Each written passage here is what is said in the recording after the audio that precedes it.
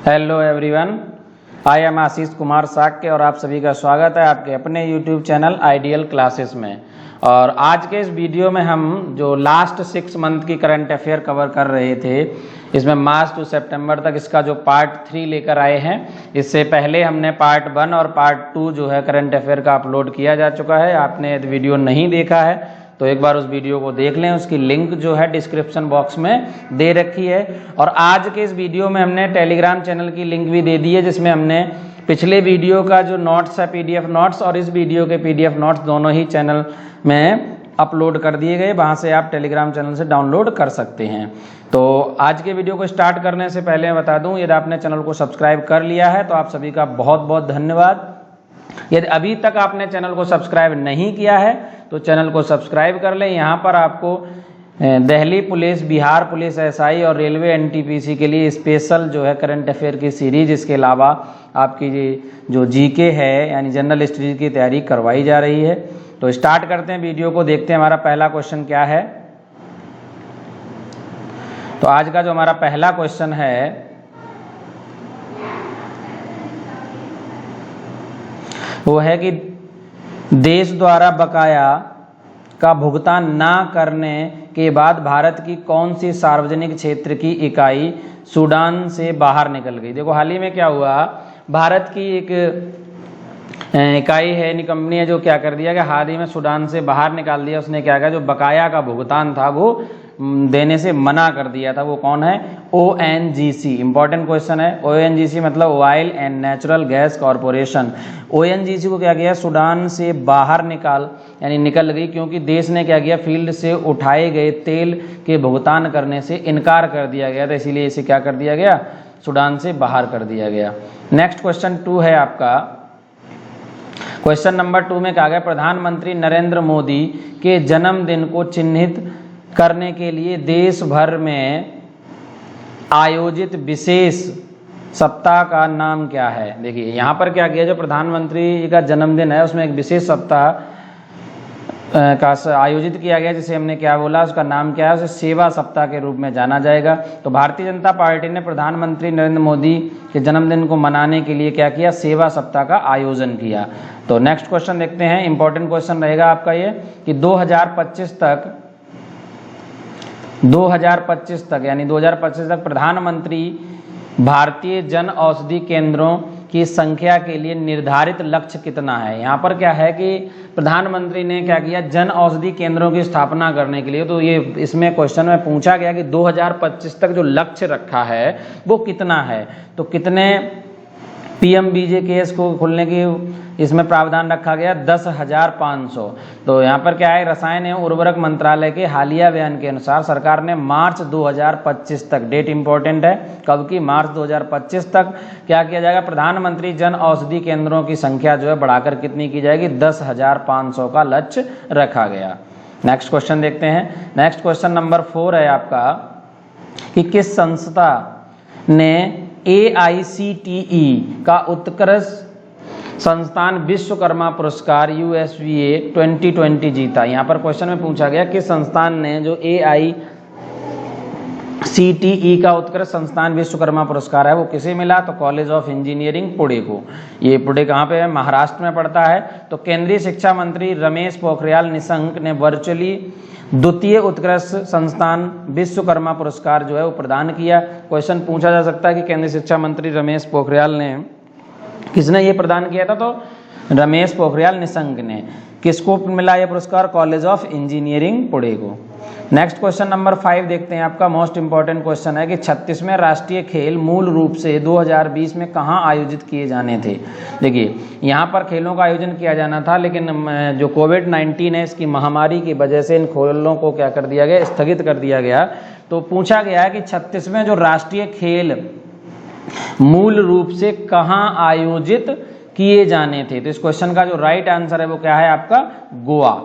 गोवा में आयोजित किए। तो यहाँ पे कह रहा है गोवा में 20 अक्टूबर 2020 से 4 नवंबर 2020 तक 36वें खेलों राष्ट्रीय खेलों का आयोजन किया जाना था और ये क्या कर दिया गया, कोविड-19 की वजह से इन्हें स्थगित कर दिया गया, रोक दिया गया।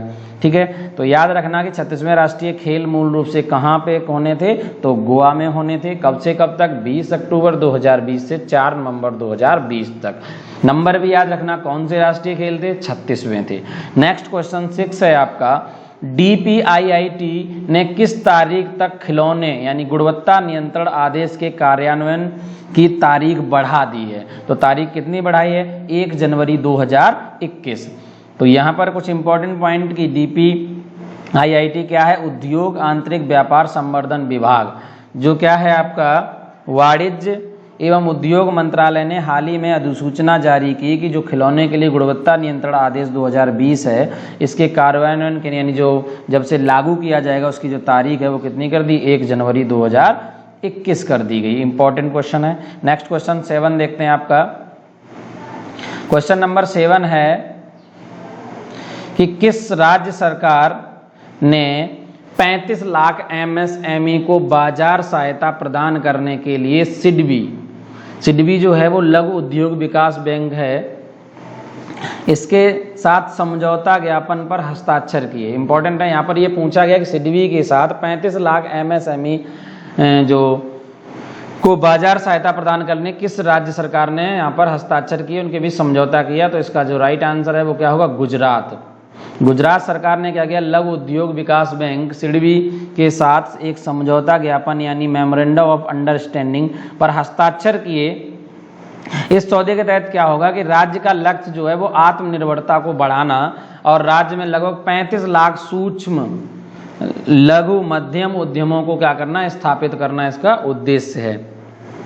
नेक्स्ट क्वेश्चन आपका 8 है, मोस्ट इंपॉर्टेंट क्वेश्चन है कि ओजोन परत संरक्षण के लिए अंतर्राष्ट्रीय दिवस यानी विश्व ओजोन दिवस जो है वो 2020 की थीम क्या थी। देखो हाल ही में क्या किया गया, ओजोन दिवस, विश्व ओजोन दिवस को मनाया गया, तो इसकी आपसे थीम पूछी गई, अंतर्राष्ट्रीय ओजोन दिवस जो है उसकी थीम क्या थी 2020 की, तो इसकी थीम थी ओजोन फॉर लाइफ।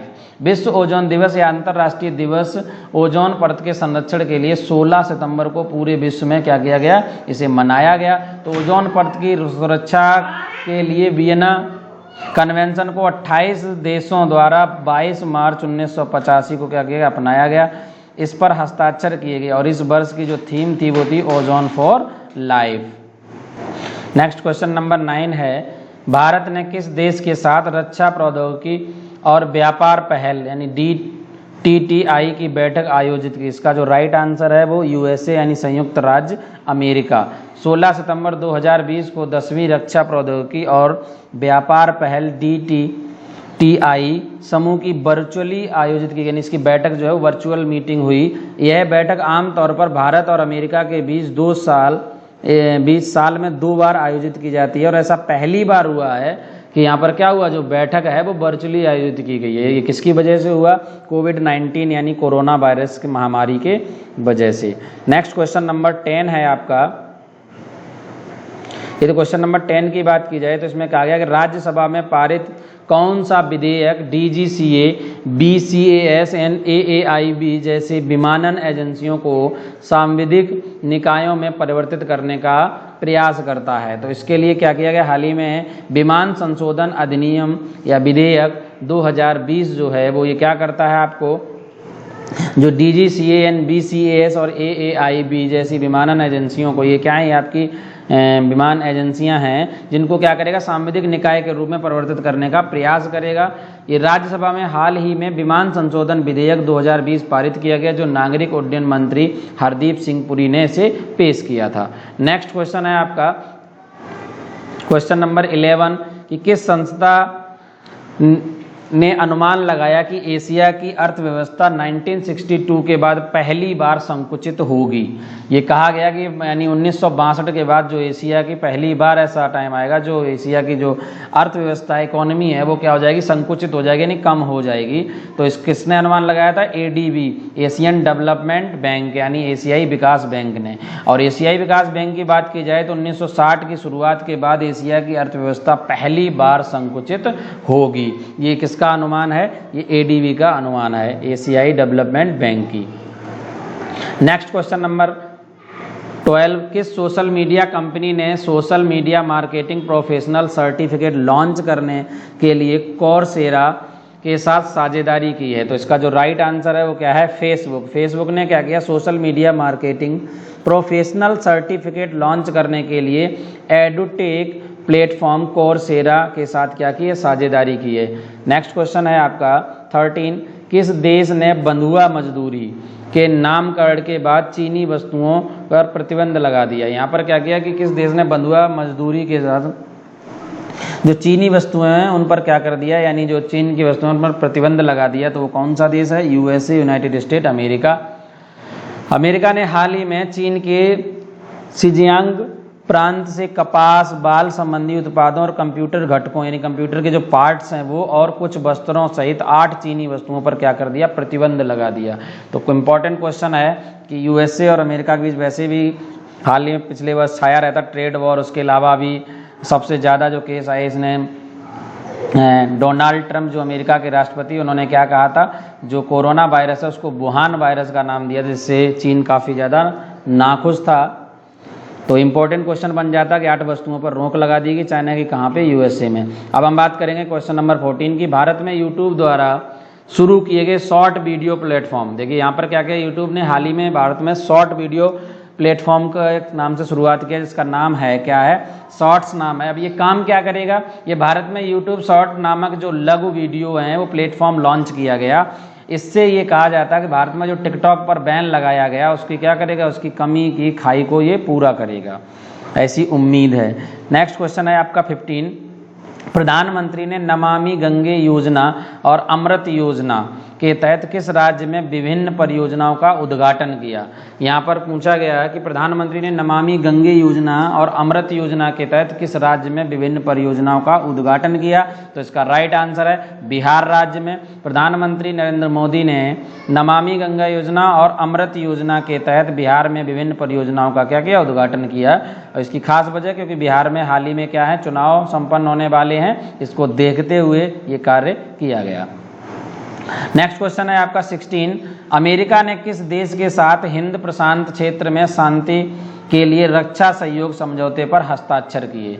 तो यहाँ पर क्वेश्चन में पूछा गया कि अमेरिका ने किस देश के साथ हिंद प्रशांत क्षेत्र में शांति सहयोग के लिए समझौता किया? तो समझौता किया मालदीव के साथ। मालदीव जो है वो क्या है? अरब सागर में एक द्वीपीय देश है। मालदीव की अगर बात करें तो क्या है? संयुक्त राज्य अमेरिका के बीच हाल ही में एक रणनीतिक रक्षा और सुरक्षा समझौते पर इन्होंने हस्ताक्षर किए। भारत ने पहले 2013 में दोनों देशों के बीच प्रस्तावित स्टेटस ऑफ फोर्स एग्रीमेंट का विरोध किया था। नेक्स्ट क्वेश्चन, दोनों देशों के बीच एक समझौता किया स्टेटस ऑफ फोर्स एग्रीमेंट, जिसका भारत ने क्या किया था? 2014 में विरोध किया था, 2013 में सॉरी।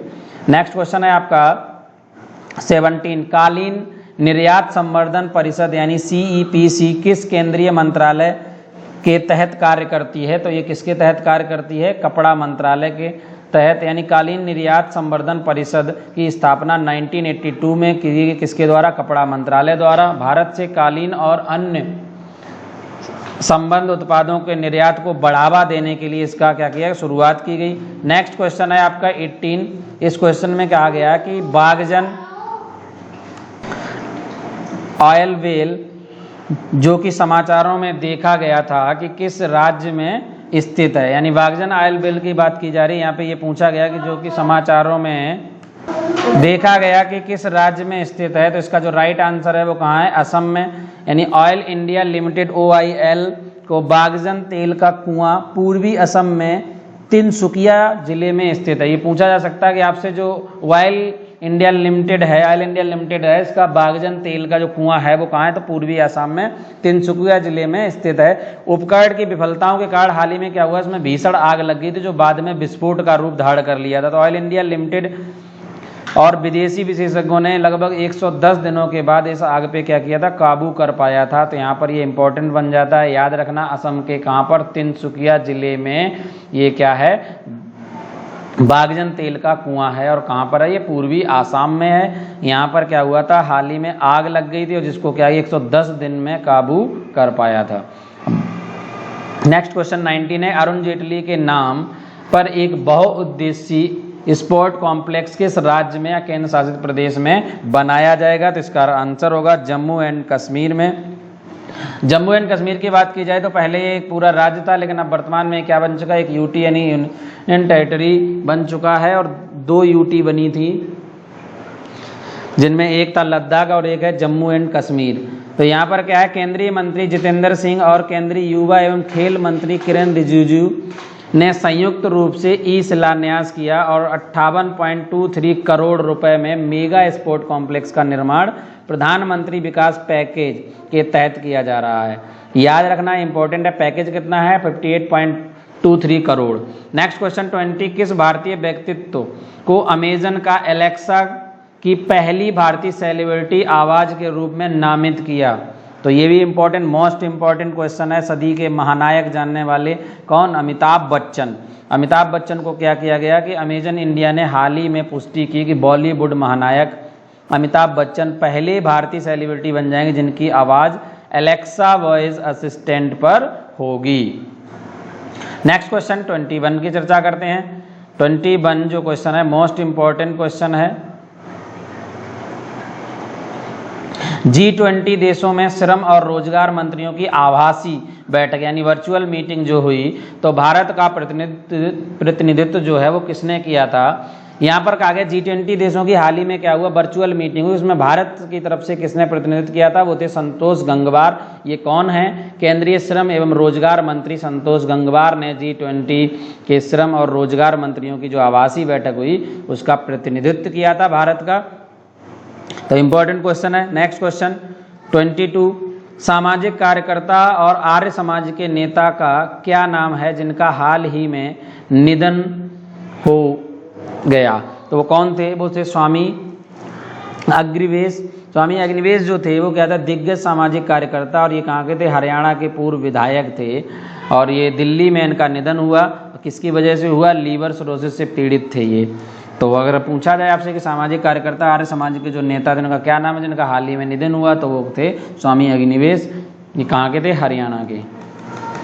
नेक्स्ट क्वेश्चन 23, किस भारतीय राज्य को DPIIT के स्टेट्स स्टार्टअप रैंकिंग फ्रेमवर्क 2019 में सर्वश्रेष्ठ प्रदर्शन करने वाला राज्य जो है वो घोषित किया गया, यह स्थान मिला? तो इस रैंकिंग के अनुसार क्या गया? गुजरात को सर्वश्रेष्ठ या सबसे अच्छा प्रदर्शन करने वाला राज्य चुना गया।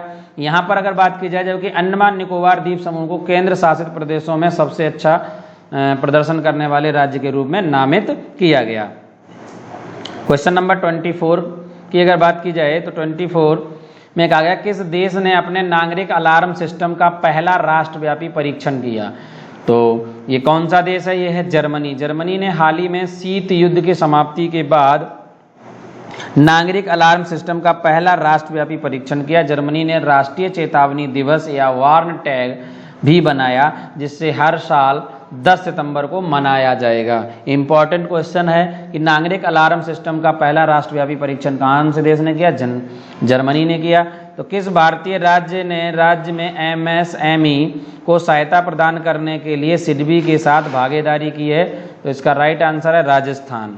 यानी भारतीय लघु उद्योग विकास बैंक यानी सिडबी ने राज्य में MSME पारिस्थितिकी तंत्र को विकसित करने के लिए राजस्थान सरकार के साथ क्या किया? मेमोरेंडम ऑफ अंडरस्टैंडिंग पर हस्ताक्षर किए, समझौता ज्ञापन किया। नेक्स्ट क्वेश्चन देखते हैं 26 क्या है।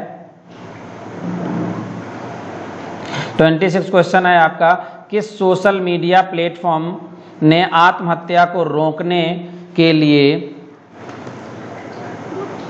देयर इज हेल्प नाम से एक सर्च प्रॉम्प्ट जो है वो शुरू किया? आपको ये देखिए इंपॉर्टेंट काफ़ी क्वेश्चन है। सोशल मीडिया प्लेटफॉर्म पर जो आत्महत्या को रोकने के लिए देयर इज हेल्प नाम से एक सर्च प्रॉम्प्ट शुरू किया गया, वो कहाँ पर किया गया? ट्विटर पे। ट्विटर इंडिया ने हाल ही में मानसिक स्वास्थ्य आत्महत्या की रोकथाम के लिए संसाधनों के लिए एक समर्पित सर्च प्रॉम्प्ट शुरू किया है। ये कहाँ पर किया गया? ट्विटर इंडिया ने ट्विटर के द्वारा। किस भारतीय बैंक ने आई स्टार्टअप 2.0 नाम से स्टार्टअप के लिए एक कार्यक्रम शुरू किया? वो कौन सी बैंक है? ICICI bank. भारत के अग्रणी निजी क्षेत्र के बैंक ICICI बैंक ने आई स्टार्टअप 2.0 नाम से स्टार्टअप के लिए एक विशेष कार्यक्रम शुरू किया है। नेक्स्ट क्वेश्चन देखते हैं 28 क्या है? 28 क्वेश्चन की अगर बात की जाए तो इसमें कहा किस देश द्वारा ओमान सागर के जोल्फाग्र 99 नाम का एक नौसैनिक अभ्यास जो है वो किया जा रहा है? तो किस देश के द्वारा किया जा रहा है? ईरान के द्वारा। इसमें क्या है कि नौसेना के युद्धपोत, पनडुब्बी, विमान और ड्रोन के सतह से क्रूज मिसाइल और रॉकेट लॉन्चिंग सिस्टम का परीक्षण करने की उम्मीद है। इस अभ्यास का उद्देश्य क्या है? तो इसका उद्देश्य है देश के क्षेत्रों की सुरक्षा के लिए रक्षात्मक रणनीति तैयार करना। नेक्स्ट क्वेश्चन है आपका 29 क्वेश्चन की बात की जाए तो इसमें क्या है कि सीमा मुद्दों को हल करने के लिए भारत ने किस पड़ोसी देश के साथ 5 बिंदु योजना पर सहमति व्यक्त की? तो कौन कौन से देश हैं इसकी किसके साथ की है? तो चीन के साथ की। चीन के साथ जो हमारी सीमा है वो क्या है? LAC कही जाती है, लाइन ऑफ एक्चुअल कंट्रोल, यानी वास्तविक नियंत्रण रेखा की स्थिति के बारे में भारत और चीन ने हाल ही में 5 बिंदुओं पर सहमति व्यक्त की। मॉस्को में विदेश मंत्री एस जयशंकर तथा चीनी समकक्ष यानी चीन के जो विदेश मंत्री हैं वो वांग ई के बीच रणनीतिक वार्ता हुई जो सैनिकों के विघटन और तनाव को कम करने पर केंद्रित थी। तो क्वेश्चन इंपॉर्टेंट है क्योंकि भारत और चीन के बीच हाल ही में काफ़ी विवाद भी रहा। लद्दाख क्षेत्र और पेंगोंग झील जो है पिछले वीडियो में हमने डिस्कस भी किया था। तो यहाँ पर क्या है 5 बिंदु की योजना पे जो चर्चा की गई है वो किस देश के साथ की गई है? चीन के साथ। चीन के साथ हमारे देश की जो सीमा है उसे क्या कहते हैं हम? लाइन ऑफ एक्चुअल कंट्रोल यानी LAC, वास्तविक नियंत्रण रेखा। क्वेश्चन नंबर 30 की बात की जाए तो एशिया के सबसे बड़े एयर शो और एयरो इंडिया 21 की मेजबानी किस भारतीय शहर द्वारा की जाएगी? तो इसका जो राइट आंसर है वो क्या है आपका? बेंगलुरु है। और केंद्रीय रक्षा मंत्री राजनाथ सिंह ने क्या किया? एरो इंडिया 21 की वेबसाइट लॉन्च की है और एरो इंडिया को एशिया का सबसे बड़ा एरो शो माना जाता है। ये इंपॉर्टेंट क्वेश्चन है। आगे क्वेश्चन पे चर्चा करते हैं। 31 क्वेश्चन देखते हैं क्या है। क्वेश्चन नंबर 31 है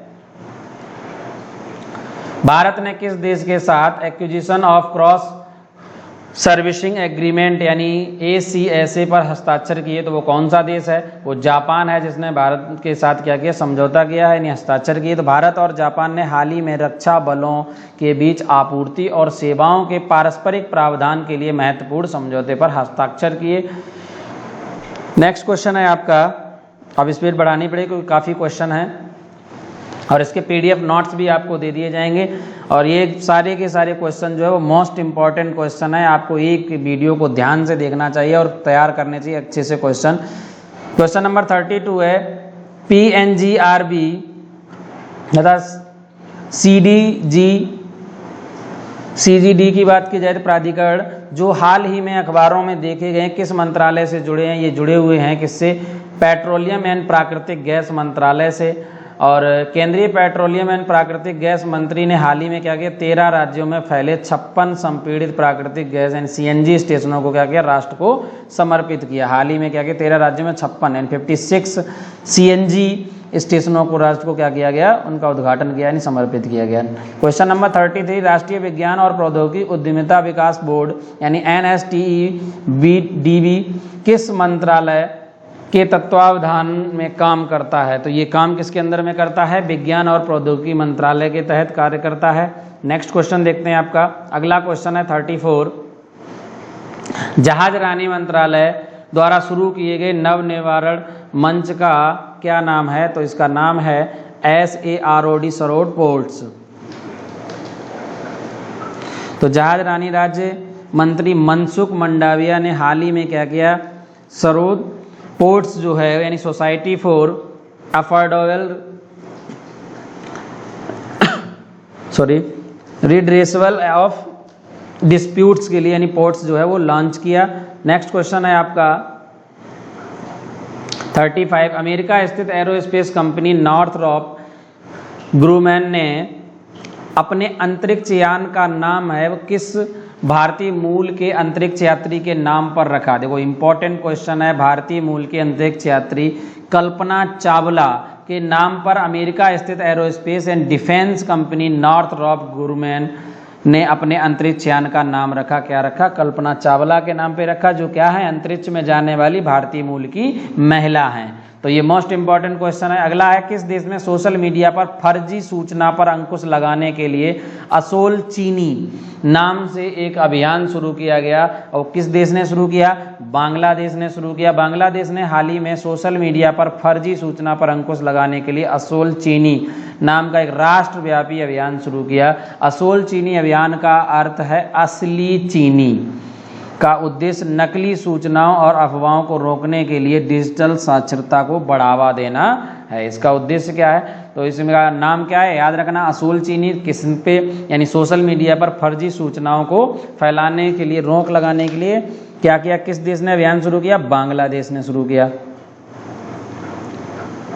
नेक्स्ट क्वेश्चन है आपका 37, लाइट यूटिलिटी हेलीकॉप्टर यानी LUH, जिसे गर्म और उच्च मौसम में स्थिति के लिए टेस्ट किया गया, किस संगठन द्वारा विकसित किया गया? हिंदुस्तान एरोनॉटिक्स लिमिटेड द्वारा इसे विकसित किया गया। हिंदुस्तान एरोनॉटिक्स लिमिटेड यानी HAL के स्वदेशी रूप से विकसित लाइट यूटिलिटी हेलीकॉप्टर यानी LUH जो है, हिमालय में गर्म और उच्च मौसम की स्थिति में उच्च ऊंचाई क्षमता का सफलतापूर्वक प्रदर्शन किया गया। नेक्स्ट क्वेश्चन है आपका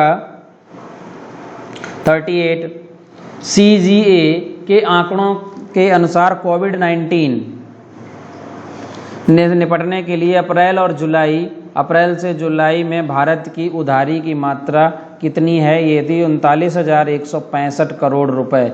लेखा महानियंत्रक के हालिया आंकड़ों के अनुसार भारत में बहुपक्षीय एजेंसियों में 39,165 करोड़ रुपए का क्या किया? ऋण लिया गया।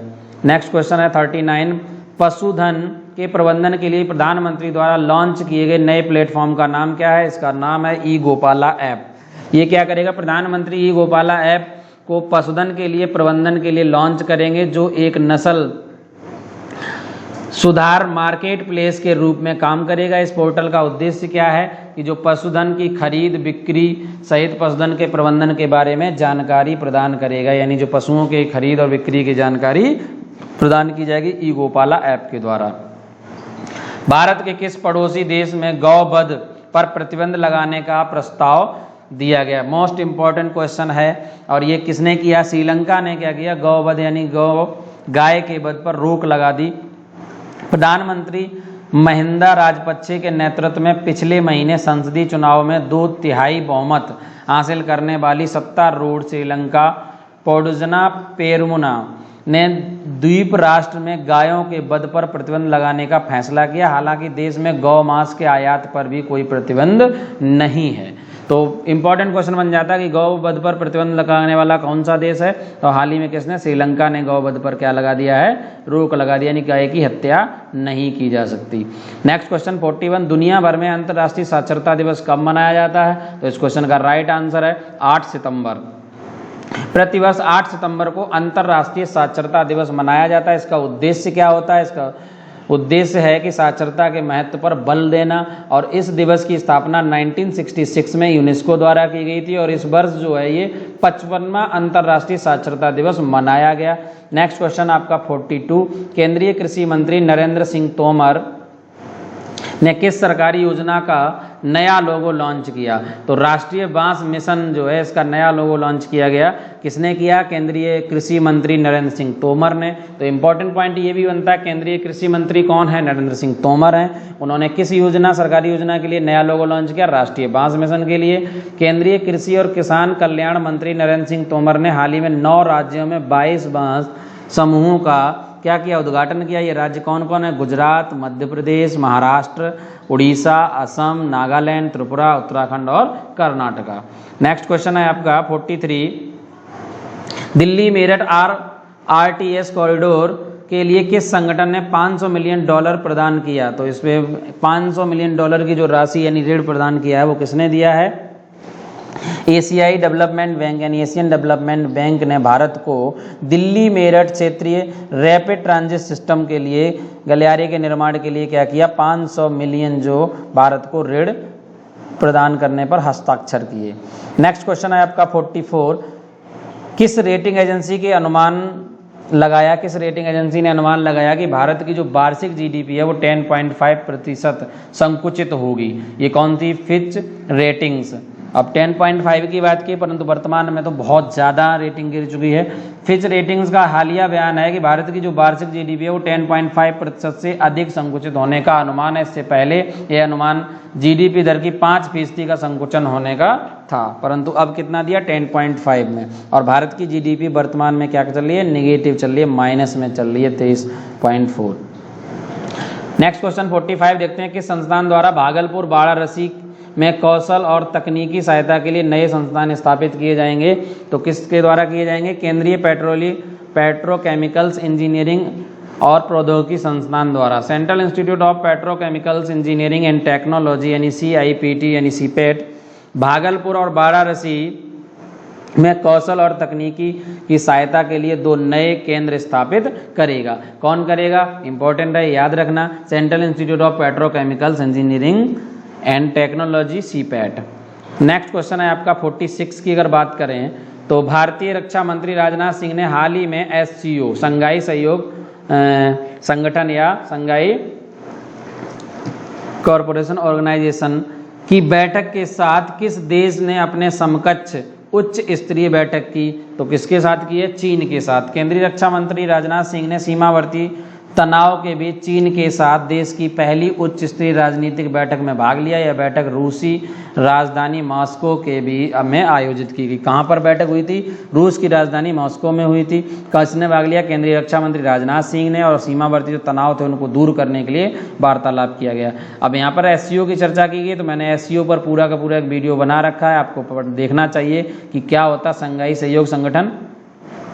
नेक्स्ट क्वेश्चन देखते हैं 47, कांगो और दक्षिणी सूडान में कोविड-19 से लड़ने की सहायता के लिए कौन सा देश अपनी विशेषज्ञ टीमों में संयुक्त राष्ट्र मिशनों में भेजेगा। कौन भेजेगा, भारत भेजेगा। भारत के संयुक्त राष्ट्र मिशन के हालिया बयान के अनुसार भारत दक्षिणी सूडान और democratic Republic of Congo DRC में संयुक्त राष्ट्र शांति अभियानों का समर्थन करने के लिए विशेषज्ञों की 2 टीम भेजेगा। तो इम्पोर्टेंट क्वेश्चन है। और भारत जो है वो क्या है, WHO की अध्यक्षता भी कर रहा है। दुनिया भर में चैरिटी के लिए अंतर्राष्ट्रीय दिवस कब मनाया गया, तो ये 5 सितंबर को क्या किया गया, दुनिया भर में अंतर्राष्ट्रीय यानी जो चैरिटी के लिए अंतर्राष्ट्रीय दिवस को क्या किया गया, सेलिब्रेट किया गया। तो यहाँ 5 सितंबर को यह तारीख मदर टेरेसा के निधन की वर्षगांठ के रूप में मनाई जाती है। और मदर टेरेसा जो थी वो एक क्या थी, एक संत के रूप में सम्मानित किया गया था, जो कोलकाता में अपने मिशनरी के काम के लिए जानी जाती थी। उन्हें देखो 1979 में 1979 में उन्हें क्या किया, नोबेल शांति पुरस्कार भी प्रदान किया गया था।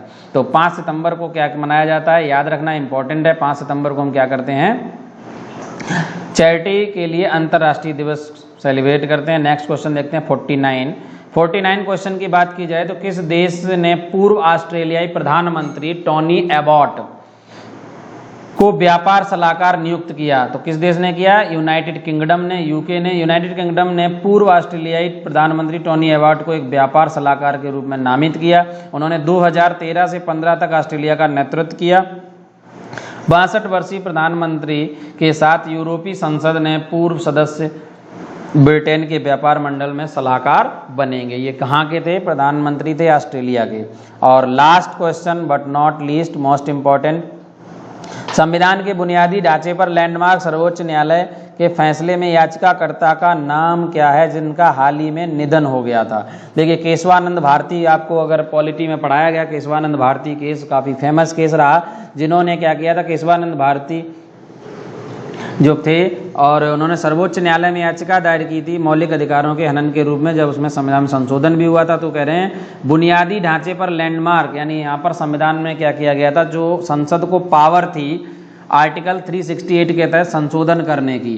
तो जब केशवानंद भारती केस हुआ था तो सर्वोच्च न्यायालय ने कहा था कि संसद जो है आर्टिकल 360 के तहत कोई भी संशोधन कर सकती है, बशर्ते वहाँ पर क्या होना चाहिए, संविधान के जो बुनियादी ढांचा है उसमें संशोधन नहीं किया जा सकता। तो बुनियादी ढांचा की जो शब्द था वो कहाँ से निकल के आया था, वो केशवानंद भारती केस से। तो केशवानंद भारती कौन थे, इनका 6 सितंबर 2020 को केरल के एडनेर मठ के प्रमुख केशवानंद भारती का क्या हो गया, निधन हो गया। ये कहाँ के थे, केरल के एडनेर एक मठ था, वहाँ के मठाधीश थे।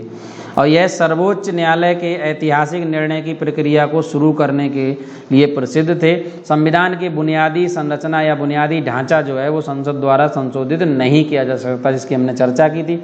और अगर केशवानंद भारती का केस देखना है तो आपको बहुत जल्द ही वीडियो इंडियन पॉलिटी में जाएं, पूरी सीरीज है, वहाँ पर आपको केशवानंद भारती का केस भी मिल जाएगा।